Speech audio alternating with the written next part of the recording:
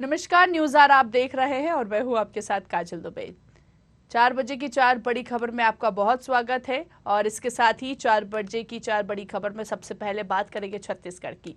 छत्तीसगढ़ के सीएम भूपेश बघेल जगदलपुर पहुंचे, जहां कांग्रेस संभागीय कार्यकर्ता सम्मेलन आयोजित किया गया। दूसरी बड़ी खबर में बात करेंगे मध्य प्रदेश की, जहां विधानसभा चुनाव 2023 के लिए जमीन तैयार है। बीजेपी और कांग्रेस दोनों ही दल विधानसभा चुनाव के लिए आरोप प्रत्यारोप लगा रहे हैं। तीसरी बड़ी खबर भोपाल से है, जहां मध्य प्रदेश मौसम के साथ अब विधानसभा चुनाव की गर्माहट भी महसूस की जाने लगी है। नवंबर दिसंबर में चुनाव होना है, इसी को लेकर सियासत जारी है। चौथी खबर में बात करेंगे सीहोर की, जहां सीहोर के महिला थाने में रिपोर्ट लिखवाने पहुंची एक महिला कर्मी के परिजनों ने नर्सिंग कॉलेज के संचालक की जमकर धुनाई कर दी। क्या है पूरी जानकारी, इन्हीं 4 बड़ी खबर में जानने की कोशिश करेंगे। तो चलिए आइए शुरू करते हैं 4 बजे की 4 बड़ी खबर।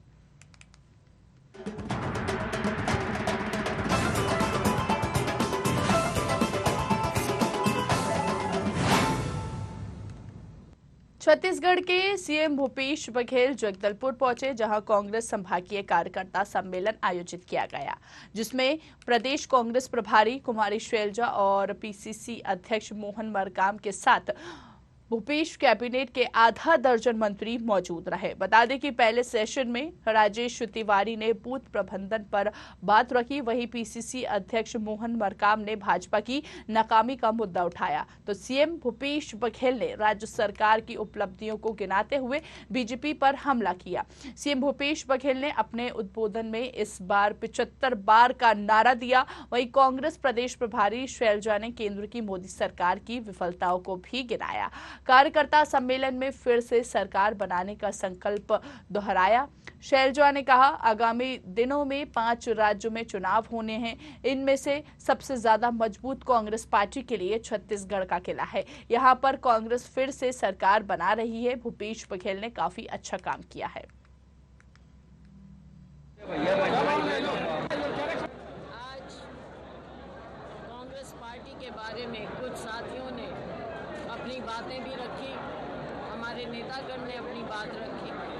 मुख्य उद्देश्य यही है कि फिर से इम्तिहान की घड़ी है, चुनाव आ रहा है और हमारी कांग्रेस पार्टी के जो स्तंभ हैं, हमारे कार्यकर्ता नीचे ज़मीन पर सालों से मेहनत कर रहे हैं, फिर से इस लड़ाई के लिए तैयार हैं। आज प्रदेश कांग्रेस कमेटी के द्वारा आयोजित बस्तर के संभागीय सम्मेलन में हमारे प्रभारी शैलजा जी और उनके सहयोगी जहांगीर जी और सप्तगिरी उल्का जी भी सचिव दोनों उपस्थित थे और प्रदेश के तमाम नेता भी यहाँ मौजूद रहे। बस्तर संभाग के सभी साथियों के पदाधिकारियों का यह सम्मेलन और 4 घंटे तक लगातार ये सम्मेलन चला और इसमें बूथ प्रबंधन से लेके सोशल मीडिया और भारतीय जनता पार्टी के केंद्र और राज्य के नाकामी और सरकार की उपलब्धि, इन सब विषयों पर चर्चा हुई और इनको लेकर हम आम जनता के बीच में जाएंगे। तो चलिए इस खबर की ज्यादा बातचीत के लिए मोहम्मद अल्ताफ का रुख करते हैं। हमारे संवाददाता जगदलपुर से लाइव जुड़ चुके हैं। और मोहम्मद, हम देख रहे हैं कांग्रेस संभागीय कार्यकर्ता सम्मेलन जो था वो आयोजित किया गया और कहीं ना कहीं सम्मेलन के माध्यम से विधानसभा चुनाव की गर्माहट भी देखने को मिली।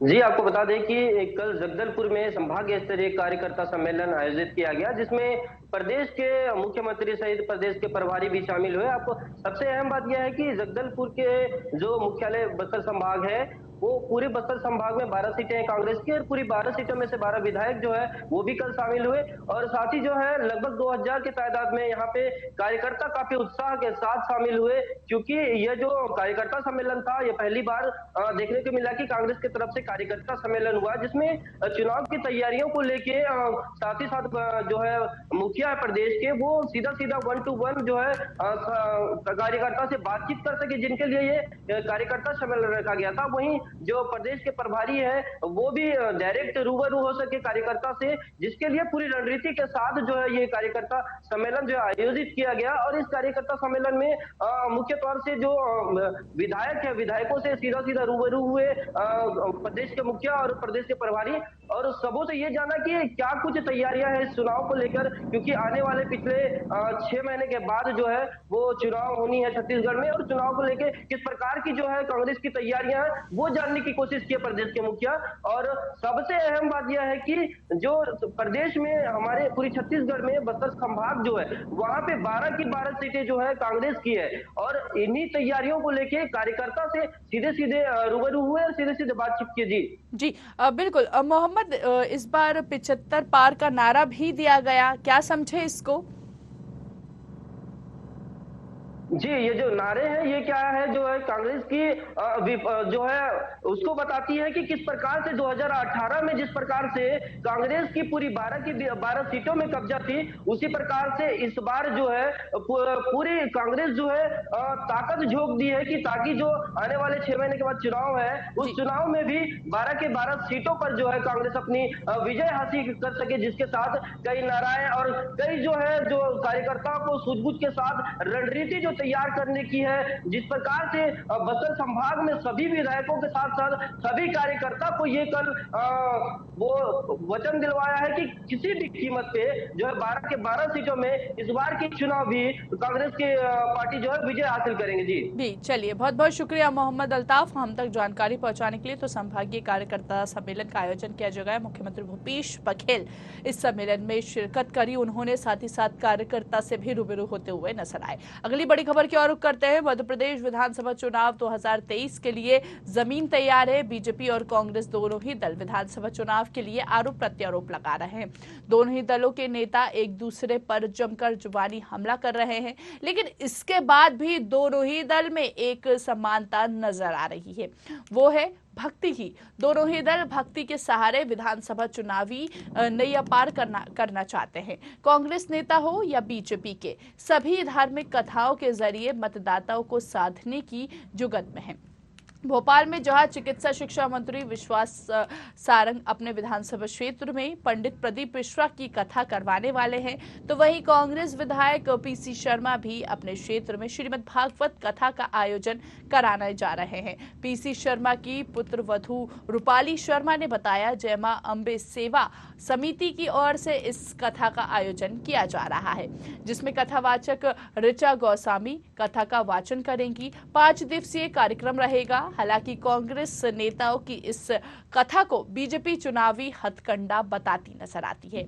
वहीं इस पर विधायक पीसी शर्मा का कहना है कि कई साल से भागवत कथा करा रहे हैं। 2018 में भी भागवत कथा कराई गई थी। हाल ही में 51,000 हनुमान चालीसा का पाठ कराया है। दरअसल बीजेपी कांग्रेस की तैयारी से डर कही गई है।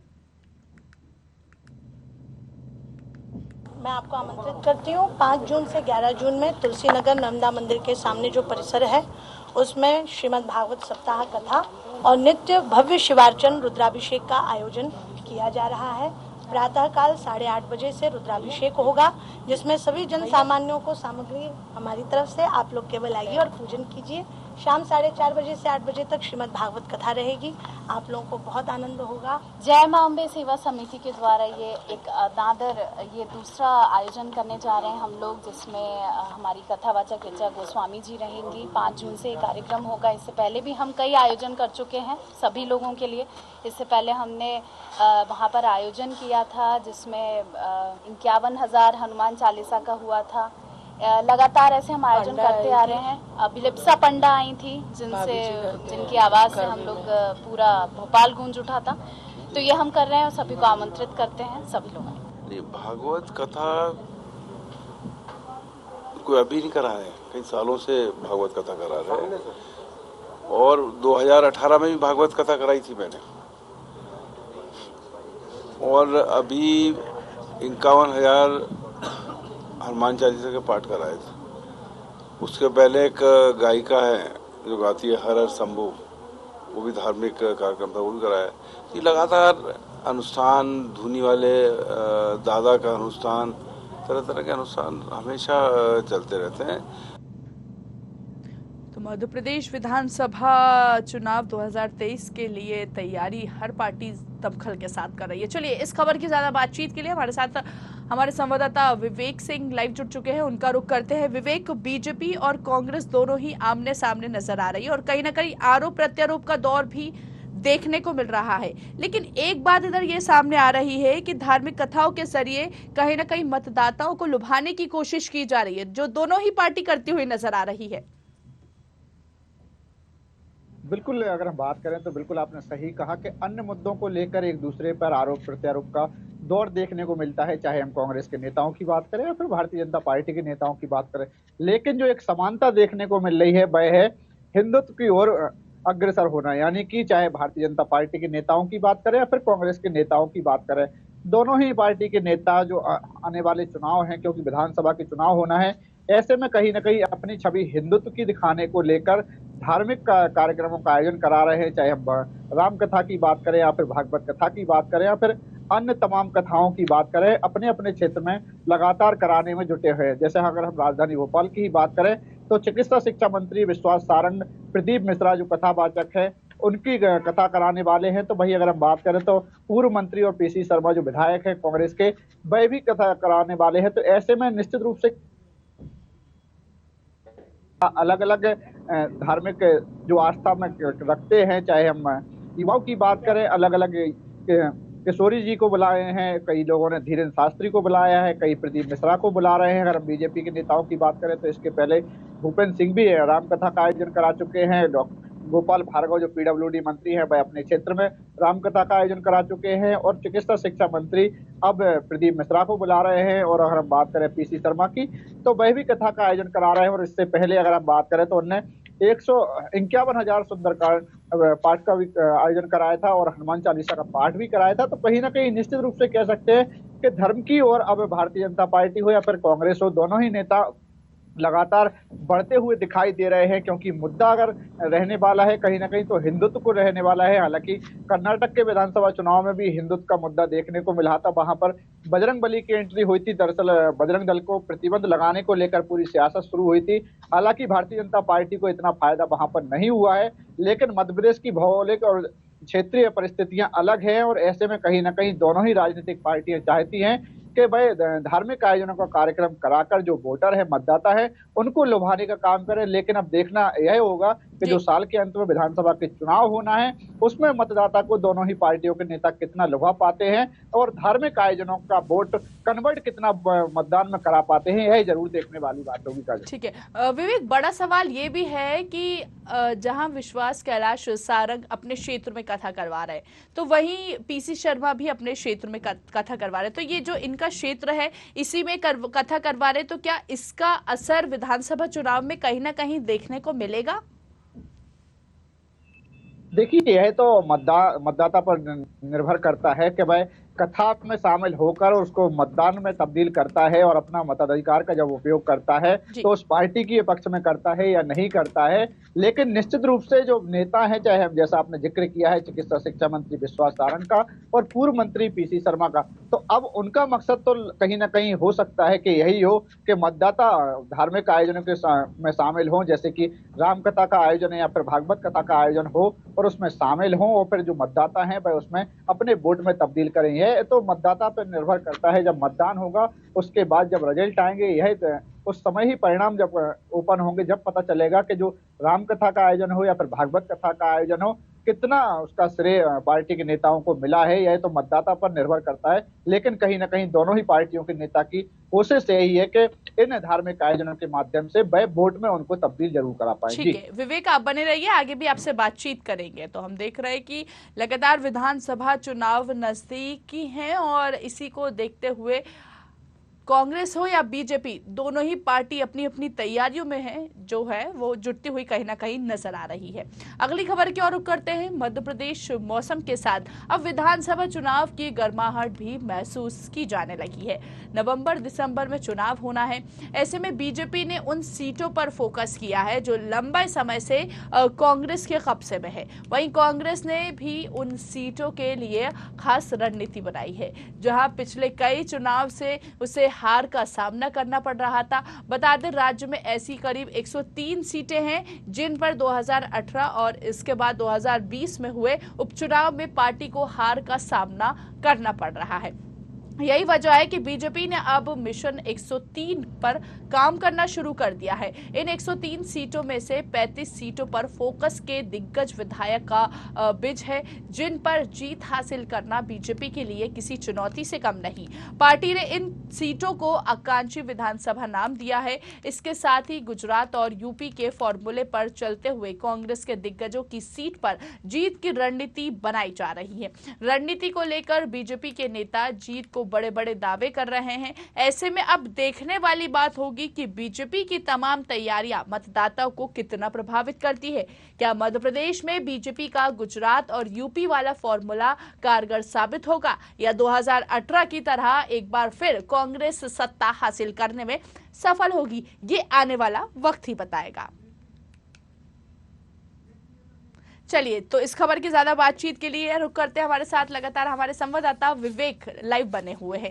विवेक, हम देख रहे हैं कि कहीं ना कहीं मौसम के साथ साथ अब चुनाव की सीटों पर भी गर्माहट जो है वो देखने को मिल रही है। दोनों पार्टी कहीं ना कहीं अपनी रणनीति बनाने पर तैयार नजर आ रही हैं।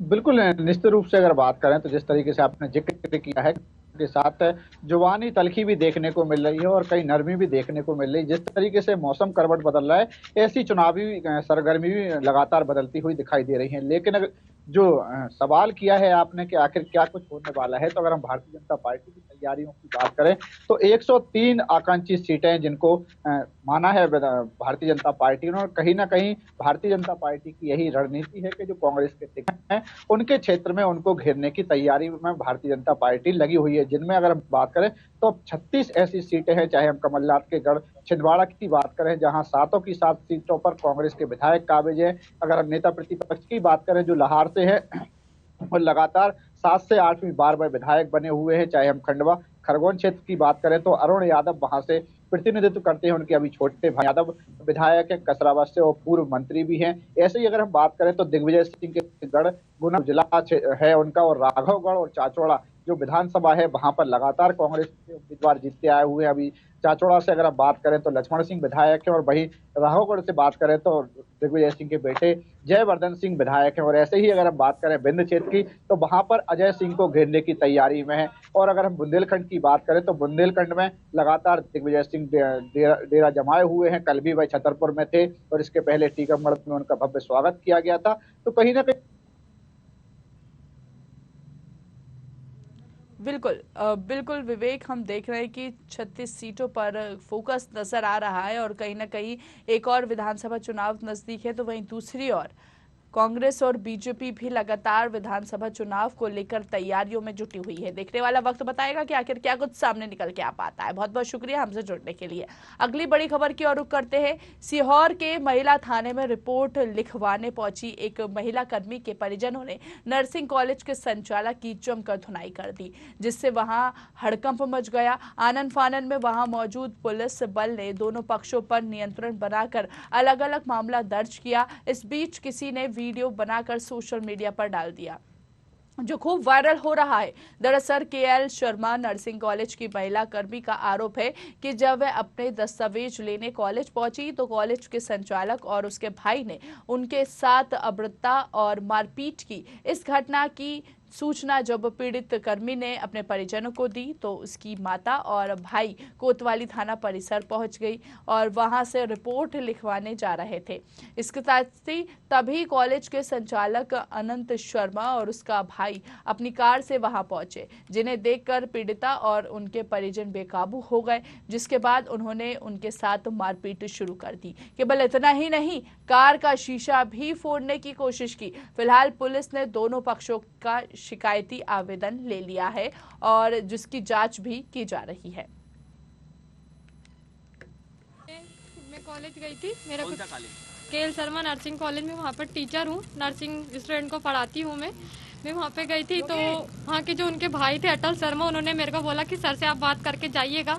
मैंने पहले भी उनको बता दिया कि मेरी लड़की की तबीयत ठीक नहीं है, इसलिए मैं कॉलेज से लीव पर थी। तो फिर मैं मेरा सामान लेने गई। कल मेरा नोट सेट का एग्जाम था, इसलिए मुझे सामान था रखा हुआ था, एडमिट कार्ड तो मेरा वहाँ पर जिसका जो आईडी पासवर्ड रहता है वो तुम्हें लेने गई तो उन्होंने बोला नहीं आनंद सर से बात करके जाना, जो वहाँ के जो हेड है। तो मैं उनसे बात करने के लिए बैठ रही, जब आनंद सर आए तो मैं उनके ऑफिस में गई तो उन्होंने बोला क्या है, बोले क्या चोरी से सामान लेके जा रहे हो। तो मैंने बोला सर कोई चोरी से सामान नहीं, मेरा एडमिट कार्ड का जो पिन नंबर और कुछ मेरे सामान है वो लेने आई हूँ। और इतने में बोले अरे तू तेरी नेतागिरी बहुत दिखाती है, और इतने में उनने मेरे से बदतमीजी करना स्टार्ट कर दी। और उनमें ऐसे में धक्के से मैं बाहर आ गई और उनके भाई ने फिर उनको भी पकड़ लिया। वो बहुत ज़्यादा बदतमीजी कर रहे थे, मेरे से मार रहे थे, एकदम से उन्होंने मारा मेरे को और अजीब से उन्होंने कपड़े पकड़े मेरे। ठीक है, ये फैकल्टी कई समय से इसको कॉलेज समझाता है, ये इसका टाइमिंग है सुबह 9 बजे से लेके 4 बजे तक का जो स्टैंडर्ड टाइमिंग है। ये स्टाफ कभी 12 बजे आता है, कभी 2 बजे चला जाता है। इसके ना बिना जब भी आपको छुट्टी लेनी होती है तो एक व्यवस्थित एप्लीकेशन होती है, जो कि एक तरीका है कि आपको एक एप्लीकेशन देंगे, आप एप्लीकेशन आपकी स्वीकृत होगी, आपको छुट्टी हो जाएगी। ये कुछ दिनों से बेवकूफ बना रही है, ना छुट्टी की एप्लीकेशन देती है, वैसे ही चली जाती है। तो जब आज मैंने उसको बुलाया, जब मैंने इससे बात की कि आप इस तरीके से ना आते हो, आपका तरीका ठीक नहीं है, तो ये मेरे ऊपर मोलेस्ट जैसा बोलने लगी कि अरे आप मेरे को दबा रहे हो, आपने मेरे साथ मारा पीटी की है। तो उसी को लेकर मैं पूरा आवेदन बना के, इसकी जो ओरिजिनल थी उस आवेदन को बना के लेके आया और थाने के बाहर मेरे जो दूसरे कर्मचारी थे इनके साथ वालों ने मारपीट करने की कोशिश की, मारपीट की भी, और साथ में स्टाफ का पूरा मोबाइल तोड़ दिया गया जानबूझ के। चूंकि उस मोबाइल में उक्त फैकल्टी की नौटंकी का हमने एक वीडियो बनाया था कि ये जो नौटंकी कर रही है उसका हमने एक वीडियो बनाया। चलिए, तो इस खबर की ज्यादा बातचीत के लिए हमारे साथ हमारे संवाददाता चंदर सिंह बागवान जुड़ गए फोन लाइन पर लाइव। तो चंदर, सबसे पहले आपका रुख करना चाहूंगी मैं कि हम यहाँ पर देख रहे हैं कि नर्सिंग कॉलेज में मारपीट का मामला सामने आया है। सबसे पहले तो मामला आपसे जानना चाहेंगे। काजल, मैं आपको बताना चाहूंगा कि ये KL शर्मा कॉलेज जो कि सीहोर से 11 किलोमीटर दूर बिजलौन गांव में स्थित है, और ये उन कॉलेजों की गिनती में आता है जो कि 2022 में मध्य प्रदेश सरकार द्वारा 200 कॉलेजों को ये मान्यता रद्द की गई थी अनियमितताओं को लेकर। उन्हीं में से एक कॉलेज ये KL शर्मा भी है, जिसमें कि जो महिला शिक्षक का और प्रबंधक आनंद शर्मा के बीच जो विवाद हुआ है उसका मुख्य कारण गली बाजार मोहल्लों में वायरल हो रहा है। मामला ये है कि शिक्षिका राधिका का कहना है कि मैं यहाँ पढ़ाती हूँ और छुट्टी के लिए गई थी, लेकिन यहाँ जो फर्जीवाड़ा बहुत चल रहा है। जैसे कि पिछले बार जब मान्यता रद्द हुई थी उस समय के बाद से जब इंस्पेक्शन टीम कॉलेज में आती है तो ये हम जैसे अन्य 30 शिक्षकों को बुलवा लेते हैं और 2,000 रुपए देकर